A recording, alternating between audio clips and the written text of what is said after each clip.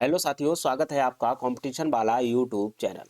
आज हम लोग भारतीय संविधान के भाग नंबर 3 में समानता का अधिकार अर्थात अनुच्छेद 14 से लेकर के 18 तक के अनुच्छेदों को विस्तृत रूप से पढ़ेंगे। इससे पहले हम लोग अनुच्छेद 12 और 13 को पढ़ चुके हैं, जिसका वीडियोज इसी चैनल पर पड़ा हुआ है। आपने यदि नहीं देखा है तो उसको जरूर देखिएगा जाके। वो जो वीडियो है उसमें 12 और 13 जो अनुच्छेद है वो आपके कहीं ना कहीं मौलिक अधिकार को कैसे लागू किया जाएगा, कौन लागू करेगा, सुप्रीम कोर्ट के क्या विवाद थे, क्या डिसीजन थे, वो सब उस वीडियो में मैंने कवर किया हुआ है। उससे आपके जरूर क्वेश्चन बनते हैं एग्जाम में। और बहुत सारे छात्र जो होते हैं वो अनुच्छेद 12 और 13 को छोड़ देते हैं, क्योंकि उनको लगता है कि समानता का अधिकार पढ़ लिया हमारे लिए मौलिक अधिकार हो गए, स्वतंत्रता का अधिकार पढ़ लिया हमारे लिए सारे मौलिक अधिकार हो गया। लेकिन प्रश्न जब बन जाता है 12 और 13 अनुच्छेद से, कहीं ना कहीं सुप्रीम कोर्ट के डिसीजन से, या फिर सरकार कभी कभी बदलाव करती है तो वो किसके तहत करती है, वो अनुच्छेद 12 और 13 को मैंने डिटेल्ड रूप से पढ़ाया हुआ है, इसी चैनल पर वीडियो पड़ा हुआ है। डिस्क्रिप्शन बॉक्स में उस वीडियो की लिंक है, आप जा करके उसको जरूर देखिएगा। तो चलते हैं, आज हम भारतीय संविधान के भाग नंबर 3 को भेदभाव खत्म संविधान ने दी बराबरी जाने कैसे, इस बात को हम लोग स्टार्ट कर रहे हैं। तो यदि आप चैनल पर नए हैं तो चैनल को सब्सक्राइब कर लीजिएगा, बेल आइकन की घंटी दबा लीजिएगा, अपने दोस्तों तक वीडियो शेयर जरूर करिएगा। हाँ, यदि आपको वीडियो पसंद आता है तो लाइक शेयर जरूर कर दीजिएगा। चलिए स्टार्ट करते हैं। तो आज हम लोग समानता का अधिकार पढ़ने वाले हैं, राइट टू इक्वलिटी, अर्थात अनुच्छेद 14 से लेकर के 18 तक में जो समानता का अधिकार बताया गया है उसको हम लोग पढ़ेंगे। तो इसको याद करने के लिए देखिए, एक हमने ट्रिक निकाली हुई है। यह ट्रिक आप याद रखेंगे तो मुझे लग रहा है कि जो समानता का अधिकार से अनुच्छेद है वो आप जरूर याद रख पाएंगे। ई डाउट आप याद रखिएगा, ई डाउट, EDOUT। तो ई डाउट अगर आप शब्द याद रखेंगे तो इससे आप कैसे याद रख पाएंगे। ई माने होता है इक्वलिटी बिफोर लॉ, माने विधि के समक्ष समानता। तो अनुच्छेद नंबर 14 विधि के समक्ष समानता बताता है, अर्थात इक्वलिटी बिफोर लॉ। उसके बाद आता है डी। डी क्या है? नो डिस्क्रिमिनेशन, भेदभाव का अंत। तो आर्टिकल 15 आपका बताता है भेदभाव का अंत। ओ, ओ क्या बता है? अपॉर्चुनिटी इन एम्प्लॉयमेंट, अवसर की समानता। किसमें? अवसर की समानता। जो भी जॉब्स होंगे उसमें हम इसको डिटेल से पढ़ेंगे, तो इसे आर्टिकल नंबर 16 बताता है। उसके बाद है यू। यू का मतलब होता है अनटचेबिलिटी। अनटचेबिलिटी माने अस्पर्शता का अंत जो है वो आर्टिकल नंबर 17 में बताया गया है। उसके बाद है टी। टी मतलब होता है टाइटल्स। एबोलिस्ड माने टाइटल, एबोलिस्ड माने होता है उपाधियों का अंत। तो अनुच्छेद नंबर 18 आपका उपाधियों का अंत बताता है। तो ये ट्रिक ई डाउट आप याद रखिएगा, इससे आप जरूर याद रख पाएंगे ये अनुच्छेद 14 से लेकर के 18 तक। समानता का अधिकार अनुच्छेद 14 से लेकर 18 है। 14 क्या बताता है? विधि के समक्ष समानता, अर्थात कानून सबके लिए बराबर होगा। अनुच्छेद नंबर 15 धर्म, मूल वंश, जाति, लिंग या जन्म स्थान के आधार पर भेदभाव निषेध होगा। अनुच्छेद नंबर 16 बताता है लोक नियोजन, अर्थात सरकारी नौकरी में अवसर की समानता। उसके बाद अनुच्छेद नंबर 17 अस्पृश्यता का अंत, अर्थात छुआछूत का खात्मा। अनुच्छेद नंबर 17। अनुच्छेद नंबर 18 बताता है उपाधियों का अंत, सेना और शिक्षा को छोड़कर कोई भी उपाधि नहीं दी जाएगी। ये बात ध्यान रखना। अब हम इनको एक एक को डिटेल से पढ़ लेते हैं, क्या इनके विवाद हैं वो भी पढ़ेंगे। तो अनुच्छेद नंबर 14 है विधि के समक्ष समानता, इक्वलिटी बिफोर लॉ बताता है। ये क्या कहता है? ये अनुच्छेद कहता है कि भारत के राज्य क्षेत्र में किसी भी व्यक्ति को कानून के सामने समानता से वंचित नहीं किया जाएगा। इसके दो महत्वपूर्ण अवधारणाएं शामिल है। देखिए, अनुच्छेद 14 ये कहता है कि कानून के लिए सभी बराबर हैं। ठीक है ना? कानून के लिए सभी बराबर हैं, चाहे वो छोटा हो बड़ा हो कोई भी हो, सबके लिए कानून बराबर है। तो विधि के समक्ष समानता, सॉरी समता, विधि के समक्ष समता ये ब्रिटिश मूल से ली गई है। तो विधि के समक्ष समता, विधि का मतलब बहुत सारे लोगों को नहीं पता होगा, विधि माने होता है कानून। तो कानून के समक्ष जो है वो सभी समता, समता मतलब समान है। तो ब्रिटिश ब्रिटिश मूल से समता ली गई है। यह एक नकारात्मक अवधारणा है। इसका अर्थ है किसी भी व्यक्ति के पास कोई विशेष विशेषाधिकार नहीं होंगे और कानून से ऊपर कोई नहीं है। तो कानून सर्वोपरि है, अर्थात जो कानून बोल रहा है वही करना होगा। तो ये कहाँ की है? ब्रिटिश मूल की है, विधि के समक्ष समता। वहीं एक और है विधियों के समान संरक्षण। अब आता है विधियों के समान संरक्षण, ये अमेरिकी मूल है। मतलब मूल का मतलब समझते हैं ना? ब्रिटिश मूल का मतलब है ब्रिटिश में विधि के समक्ष समता चलती है, और अमेरिका में क्या चलता है? विधियों का समान संरक्षण चलता है। यह एक सकारात्मक अवधारणा है। इसका अर्थ है कि समान परिस्थितियों में रहने वाले लोगों के साथ कानून का व्यवहार भी समान होगा। अमेरिका वाले थोड़ा-सा स्पष्ट कर देते हैं। वो कहते हैं कि यदि आप समान परिस्थितियों में आपसे कोई अपराध हुआ है तो आपको समान कानून सज़ा मिलेगी। लेकिन अगर आपका मान लीजिए परिस्थिति अलग थी और आपसे कोई अपराध हो गया, तो आपके लिए कानून किसी अलग प्रकार से वहाँ पे लागू किया जाएगा। उदाहरण, एक वयस्क और एक बच्चे पर एक ही अपराध के लिए अलग-अलग तरह के कानून लागू हो सकते हैं, क्योंकि उनकी परिस्थितियाँ समान नहीं हैं। बड़ा व्यक्ति करेगा तो वो हो सकता है जानबूझ के करे, और बच्चे से हो सकता है कि अनजाने में हो जाए, तो उनको हम लोग विधियों का समान संरक्षण कहते हैं। तो अमेरिकी मूल से लिया गया है, ठीक है? चलिए, अनुच्छेद नंबर 15 क्या है? 15 है भेदभाव का निषेध, प्रोहिबिशन ऑफ डिस्क्रिमिनेशन। अनुच्छेद 15 है भेदभाव का निषेध करता है। अनुच्छेद 15 राज्य को आदेश देता है कि वह किसी भी नागरिक के साथ केवल 5 आधारों पर भेदभाव नहीं करेगा। तो अनुच्छेद नंबर 14 विधि के समक्ष समानता बता रहा है कि सभी इस कानून के समक्ष समान हैं। वहीं अनुच्छेद 15 बता रहा है कि भेदभाव निषेध है। भेदभाव निषेध का मतलब है कि वो राज्य को बताता है, राज्य माने जो सरकारें हैं, उनको बताता है कि आप इनको इन 5 प्रकारों से भेदभाव नहीं कर सकते हैं। कौन से 5 प्रकार हैं? धर्म, मूल वंश, जाति, लिंग, जन्म स्थान। इन 5 बातों को लेकर के आप उसके साथ भेदभाव नहीं कर सकते। अच्छा, राज्य कौन है ये मैंने पिछले वीडियो में बताया हुआ है। अनुच्छेद 12 इसी का पूरा विस्तार से बताता है कि राज्य किसको कहेंगे। चूँकि यहाँ पे राज्य शब्द आया है ना, तो राज्य को आदेश देता है। अब राज्य कौन है? राज्य माने वो सारी चीज़ें जो पब्लिक की हैं। पब्लिक की मतलब जो सरकार की हैं। उन सब पर धर्म, मूल वंश, जाति, लिंग, जन्म स्थान के आधार पर आपको भेदभाव नहीं किया जाएगा। रोड पे नहीं कर सकते आप, जो रोड है, आप सरकारी अस्पताल में नहीं कर सकते हैं, आप स्कूल में नहीं कर सकते हैं, आप यूनिवर्सिटी में नहीं कर सकते हैं, आप कॉलेज में नहीं कर सकते हैं, आप डीएम ऑफिस में नहीं कर सकते, आप कचहरी में नहीं कर सकते, आप हाई कोर्ट, सुप्रीम कोर्ट में नहीं कर सकते। तो इस तरीके के जो राज्य हैं उसकी डिफिनेशन मैंने पिछले लेक्चर में बहुत अच्छे से कवर करके बताई है। महत्वपूर्ण अपवाद, देखिए कुछ अपवाद भी हैं। अनुच्छेद नंबर 15 के कुछ अपवाद हैं। संविधान राज्य को कुछ विशेष प्रावधान करने की अनुमति देता है जो भेदभाव नहीं माने जाएंगे। देखिए, संविधान ही है जो कुछ लोगों को एक अलग ही प्रोविजनल करके देता है कि आपको ये विशेष अधिकार देता है। कैसे? महिलाओं और बच्चों के लिए जैसे प्रसूति सहायता और मुफ्त शिक्षा। अब बच्चों के लिए मुफ्त शिक्षा और महिलाओं को प्रसूति सहायता मुफ्त में प्रोवाइड करवाई जाएगी। ये भी अनुच्छेद 15 का है। अब आप कहोगे कि राज्य को ये अधिकार है कि धर्म, मूल वंश, जाति, लिंग, अब यहाँ पे तो लिंग आ गया है। तो लिंग के आधार पे आप कहोगे कि महिलाओं को ज़्यादा सुविधा मिल रही है, नहीं। तो यहाँ पे ये अपवाद है, महिलाओं को प्रसूति सहायता प्रोवाइड करवाई जाएगी, इसलिए ये भेदभाव के रूप में नहीं देखा जाएगा। ठीक है? बच्चों को शिक्षा भी। सामाजिक और शैक्षणिक रूप से पिछड़े वर्ग एससी, एसटी, ओबीसी के लिए स्कूल और कॉलेजों के लिए आरक्षण है। विशेष ध्यान देना। एससी, एसटी, ओबीसी को अब आप कहेंगे कि सर मेरे जाति के आधार पर आप भेदभाव नहीं कर सकते हैं, लेकिन हमारी जाति देख करके हमको अलग से हमारी जाति मान लीजिए कि अपर कास्ट है, तो हमारे साथ भेदभाव हो रहा है, हमारे कम नंबर में सिलेक्शन नहीं हो पा रहा है। तो आरक्षण का जो प्रावधान है वो यहीं से संबंधित है। आप बहुत ध्यान से इसको पढ़िएगा।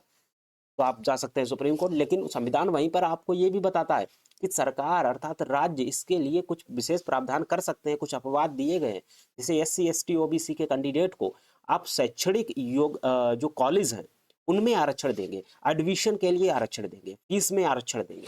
ठीक है? तो ये अनुच्छेद 15 बताता है। ईडब्ल्यूएस 103वां संविधान संशोधन आर्थिक रूप से कमजोर वर्गों को 10% आरक्षण का प्रावधान इसी अनुच्छेद के तहत जोड़ा गया। तो अब ईडब्ल्यूएस भी इसी कैटेगरी में आ गया है। तो कॉलेजेस में अब ईडब्ल्यूएस को भी 10% आरक्षण मिलता है। ये एडमिशन के लिए होता है, ध्यान रखना। एडमिशन और फीस के लिए होता है।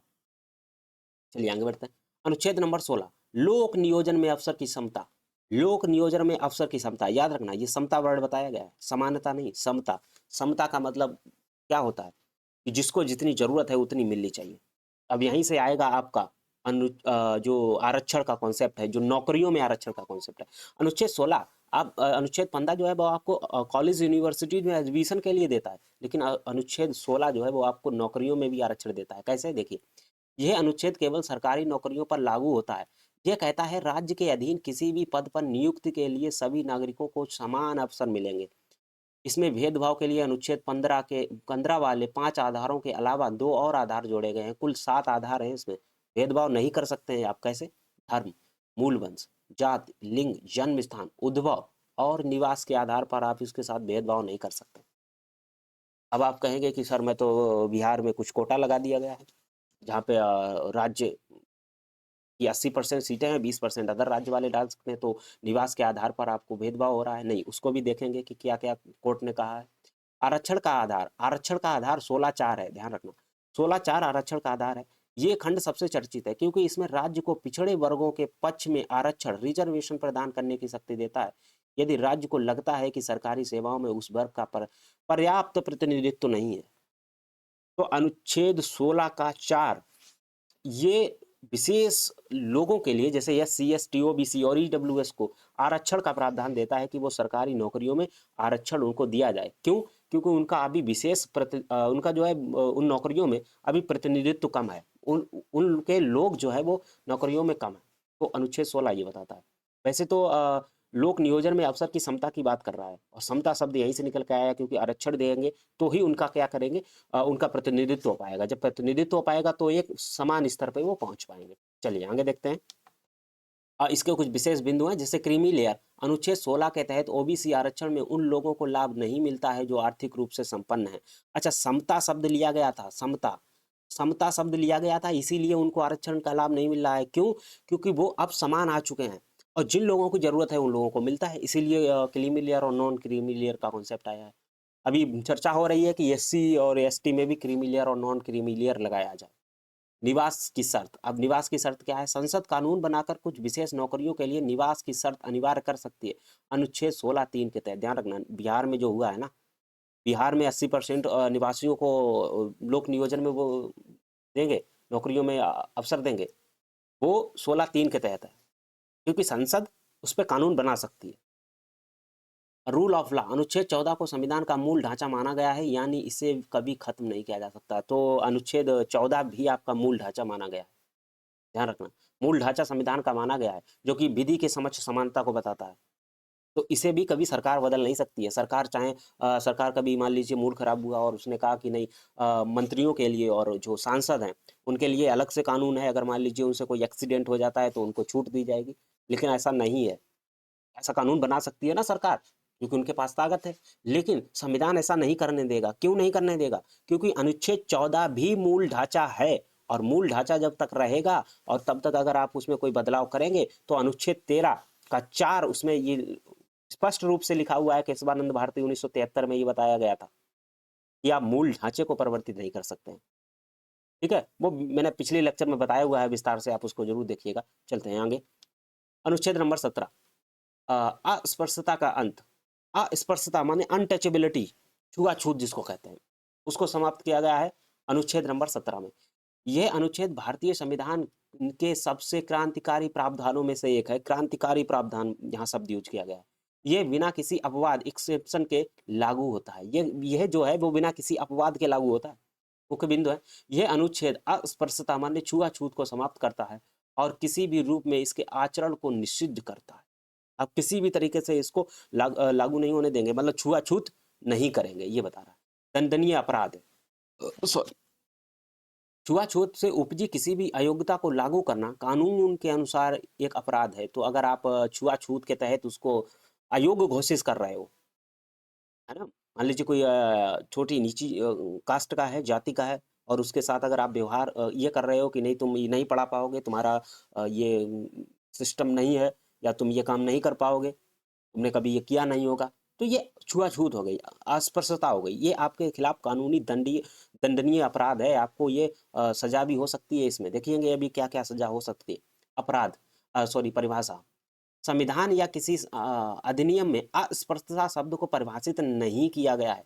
अच्छा, अस्पृश्यता शब्द को, छुआछूत शब्द को कभी परिभाषित नहीं किया गया है संविधान में, लेकिन एक मामला हुआ था मैसूर उच्च न्यायालय, मैसूर का जो हाई कोर्ट है, उसके अनुसार उसने एक परिभाषा दी थी। क्या दी थी? ऐतिहासिक रूप से कुछ वर्गों पर उनकी जाति के आधार पर लगाई गई सामाजिक अयोग्यताएं ही अस्पृश्यता है। ये मैसूर उच्च न्यायालय ने ये बात कही थी कि अगर आप उसकी जात को देख करके उसको अयोग्य घोषित कर रहे हो तो ये एक अस्पृश्यता है, छुआछूत है। अगला है नागरिक अधिनियम संरक्षण 1955।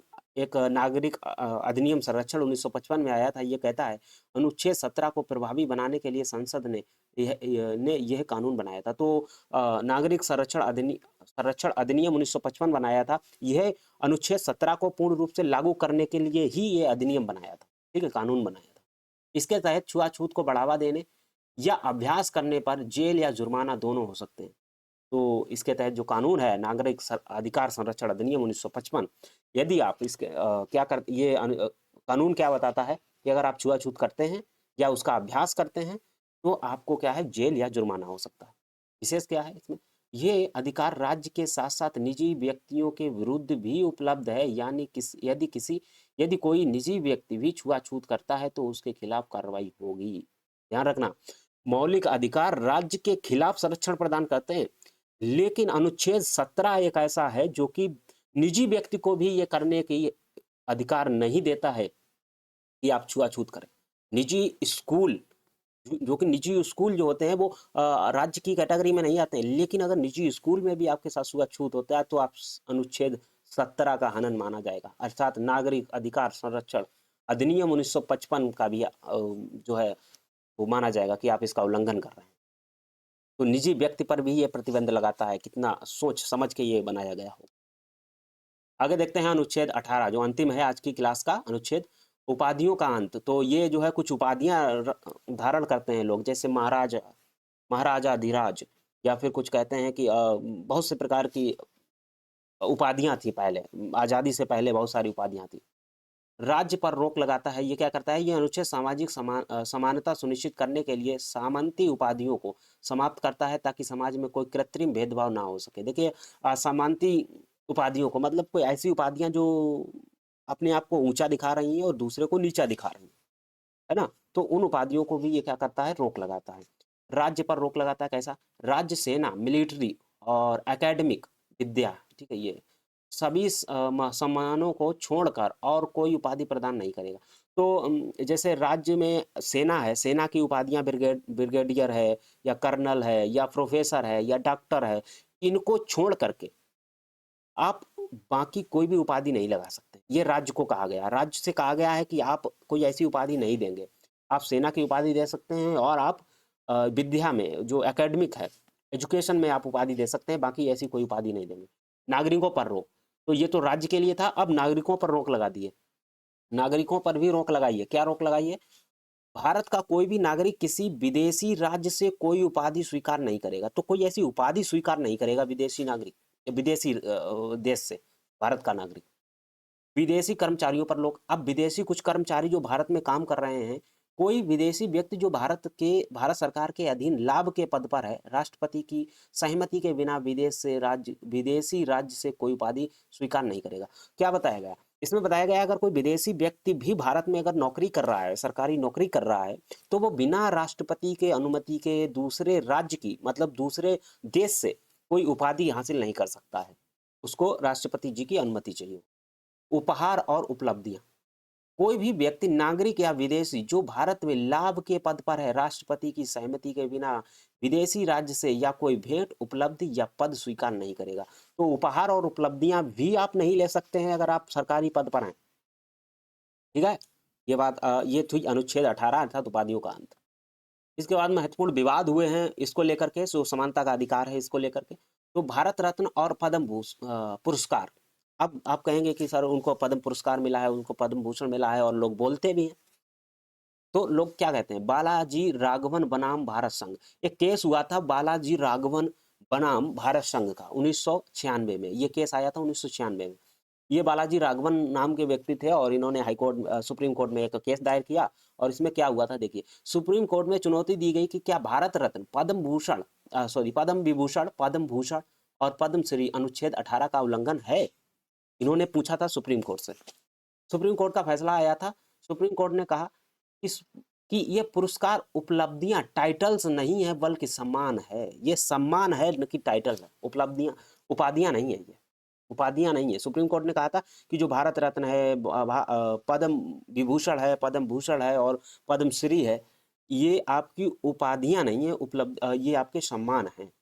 शर्त लगाई इन्हें प्राप्त करने वाला व्यक्ति अपने नाम के आगे या पीछे इनका उपयोग प्रत्यय या उपसर्ग प्रीफिक्स के रूप में नहीं कर सकता। तो ये भी कह दिया था कि हाँ, ये चीज़ें तुम्हें मिल तो रही हैं, लेकिन कभी तुम अपने नाम के पीछे और आगे ये बात नहीं लगा सकते हो कि पद्म विभूषण मनोज कुमार शर्मा, ऐसे नहीं लगा सकते। लिख नहीं सकते हो ऑफिशियली रूप से। जैसे कोई व्यक्ति आधिकारिक रूप से भारत रत्न नाम नहीं लिख सकता है, ये बात ध्यान रखना। चलिए अब हम कुछ एमसीक्यू क्वेश्चन कर लेते हैं जो इससे रिलेटेड है।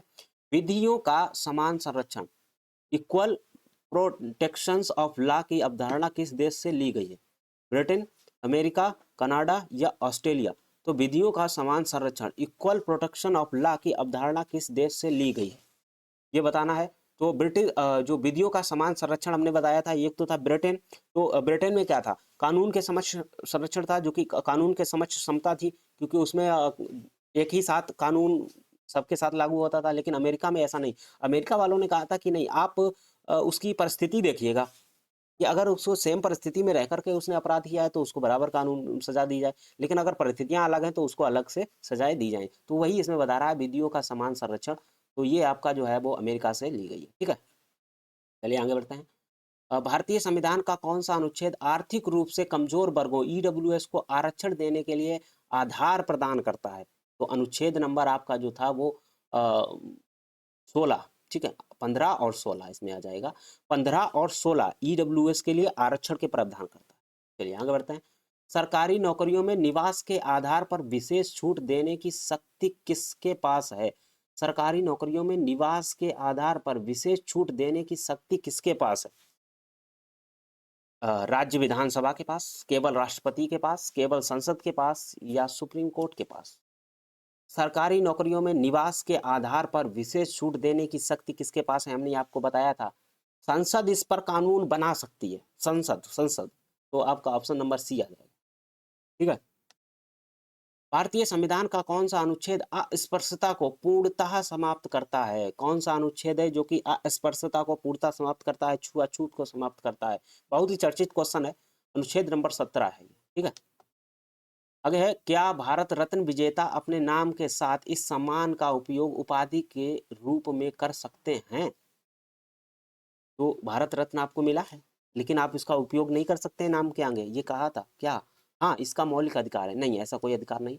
नहीं, अनुच्छेद 18 के तहत ये प्रतिबंधित है। बिल्कुल, ये 18 के तहत प्रतिबंधित है। ऑप्शन नंबर बी इसका सही जवाब है। आगे देखते हैं, अनुच्छेद 18 के तहत कौन सी उपाधियां राज्य द्वारा दी जा सकती हैं? अनुच्छेद 18 के तहत कौन सी उपाधियां राज्य द्वारा दी जा सकती है? महाराजा राय बहादुर, नहीं नहीं। दीवान राय बहादुर, नहीं नहीं। सैन्य और शैक्षणिक, बिल्कुल सैन्य और शैक्षणिक उपाधियां दी जा सकती हैं, इसके अलावा कोई उपाधि नहीं दी जा सकती। तो ये थी आपकी आज की क्लास, जिसमें हम लोगों ने समानता का अधिकार अर्थात 14 से 18 अनुच्छेदों को विस्तार से समझा। उसके साथ साथ उसके जो भी हमारे विवाद हुए थे, सुप्रीम कोर्ट में हुए हों या संसद में हुए हों, उन सबको हमने बारीकी से देखा। आई होप आज की क्लास आपको अच्छी लगी होगी। अच्छी लगी हो तो वीडियो को लाइक शेयर सब्सक्राइब जरूर करिएगा और अपनी राय कमेंट बॉक्स में बताइएगा। मिलते हैं ऐसे ही किसी टॉपिक के साथ, तब तक के लिए बने रहिए कंपटीशन वाला YouTube channel. Thank you very much.